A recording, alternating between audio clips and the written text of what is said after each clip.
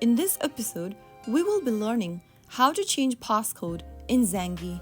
To change the passcode in Zangi, first of all, launch open the Zangi application on your mobile device and log into your account if necessary. After signing in, from the home page, tap on the Settings button at the bottom right-hand corner.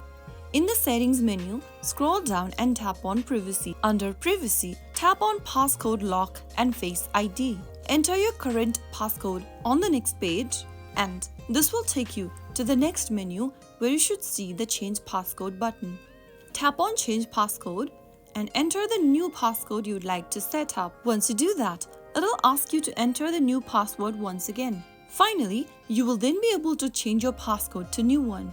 After entering and confirming the new passcode, your passcode is now updated. So that's how it's easily done. I hope you found the video helpful. If you did, make sure to give us a thumbs up and subscribe for more Zangi tips and tricks. I will see you again in the next video. Thank you for watching.